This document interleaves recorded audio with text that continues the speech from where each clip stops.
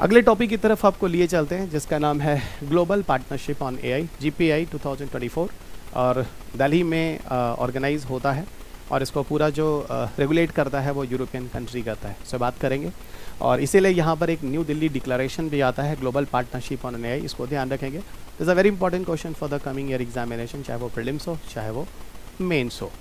क्या है global partnership on AI? उसके पहले आपको हम लिए चलते हैं एआई के बारे में, और मैंने आपसे कहा था कि एआई के बारे में हम आगे एक बार फिर बात करेंगे। देखो, एआई में दो शब्द हैं, और मैंने आपको बोला है अभी, एक शब्द है इसका नाम है आर्टिफिशियल, कृत्रिम, और एक है इंटेलिजेंस जिसका नाम है बुद्धिमत्ता। ठीक है, फिलहाल मैं कोर्सेज को बाइलिंगुअल ही रखता हूँ, जिससे इंग्लिश और हिंदी दोनों ही माध्यम के विद्यार्थियों को फ़ायदा हो जाता है। ठीक है, क्योंकि मैं फिर आपको बोलता हूँ कि मैं स्पेशली यूट्यूबर्स नहीं हूँ, मैं फेस टू फेस लेने वाला एक अध्यापक हूँ, किताब पढ़ने वाला अध्यापक हूँ, शॉर्टकट में पीपीटीज़ लेके पढ़ाने वाला अध्यापक नहीं हूँ। ठीक है, करंट अफेयर्स की क्लासेस में थोड़े पीपीटीज़ ले लेता हूँ, क्योंकि यहाँ पे इन्फॉर्मेशन ज़्यादा होते हैं, अगर बच्चे बैठ के लिखेंगे उनका टाइम ज़्यादा जाएगा, और ये सारी पीपीटीज़ मैं आपको अपने टेलीग्राम चैनल पे शेयर कर देता हूँ, ताकि आप अपना समय बचाएं। और जितने भी बच्चे मेरे से स्टैटिक पढ़े हुए हैं पिछले 20 सालों में, 2 डिकेड से या उससे भी ज़्यादा समय में, और पढ़ रहे हैं, वो लगातार इस सब्जेक्ट को समझ रहे हैं, ना कि सिर्फ इस विषय को पढ़ रहे हैं, चाहे वो साइंस एंड टेक हो चाहे वो इन्वायरमेंट हो। आर्टिफिशियल इंटेलिजेंस दो शब्दों से मिलकर बना है, तो one is artificial and second is intelligence. Artificial शब्द मैंने आपको पहले ही बोला है, एक तरह से एक मशीन को संबोधित करता है, एक it represent as a machine, और इंटेलिजेंस शब्द अगर हम बोले तो ब्रेन को संबोधित करता है। साइंटिस्ट का ऐसा सोचना था, क्या कभी हम ऐसी कोई मशीन बना सकते हैं जो बिल्कुल ह्यूमन के मस्तिष्क की तरह कार्य करे, और सुनो, उन्होंने बना रखा, और बिल्कुल उसका परफॉर्मेंस, एक्यूरेसी, रिलायबिलिटी, 3 रिस्पेक्ट में बात कर रहा हूँ।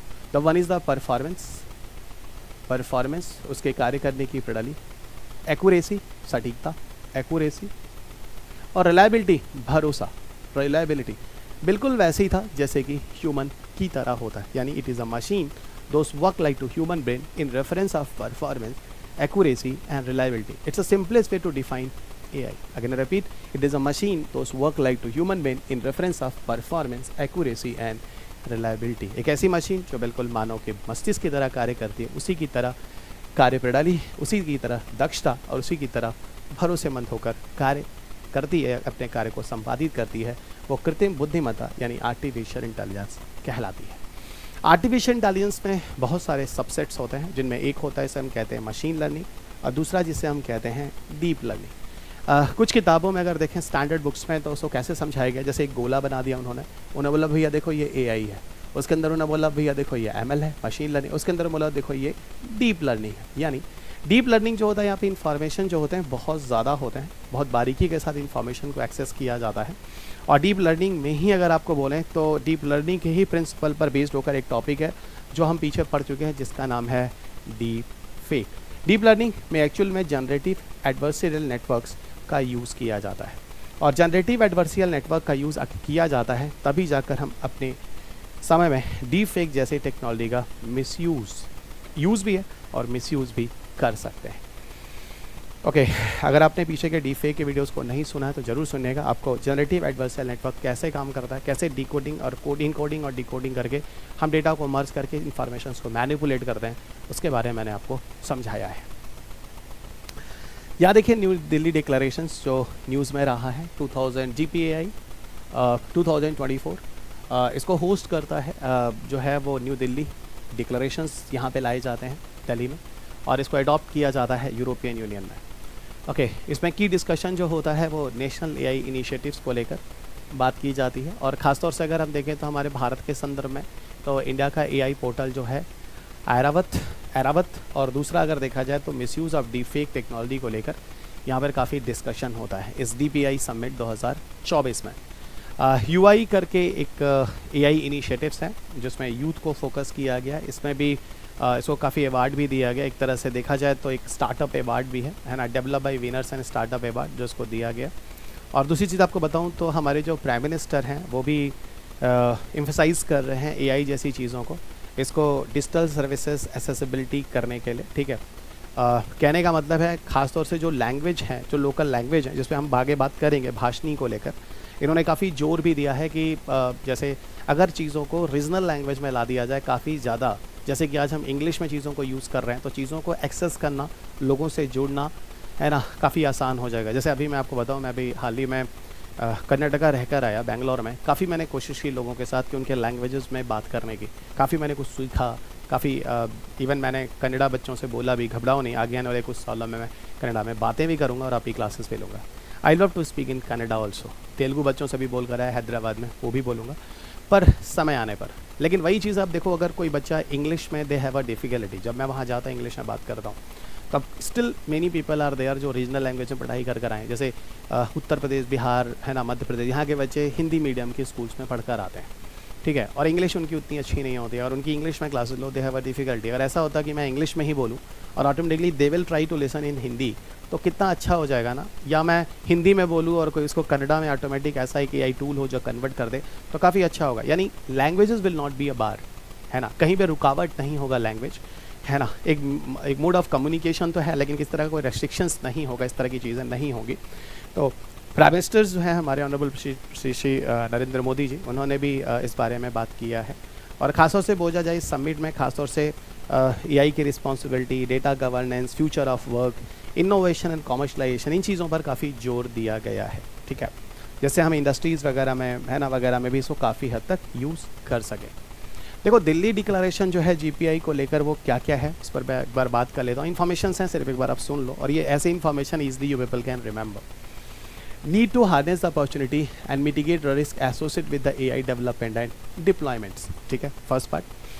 किसी भी तरह की कोई रिस्क वगैरह है AI को लेकर, तो उसको डेवलप करना होगा, उनको बचाना होगा।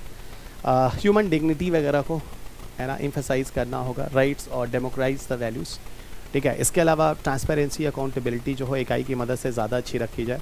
AI के पोटेंशियल को काफ़ी हद तक इम्पोर्टेंस दिया जाए, जिससे UN सस्टेनेबल डेवलपमेंट गोल के एजेंडा को भी, है ना, अचीव करने में सफलता मिले।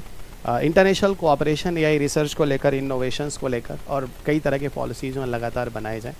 Global digital public infrastructure repository है जो लाई गई है, ठीक है, ये भी चीज़ है जिसमें पब्लिक गुड्स वगैरह को, डिजिटल पब्लिक गुड्स को लाया जाए।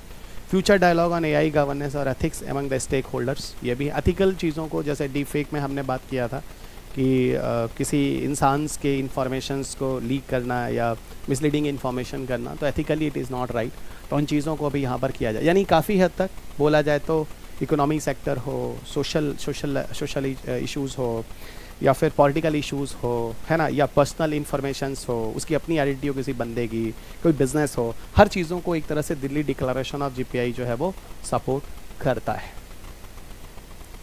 यहाँ पर कुछ ऐसे इंपॉर्टेंट AI हैं जो मैं चाहूँगा कि आप लोग थोड़ा ध्यान रखें आपके एग्ज़ाम के लिए, that is very very important.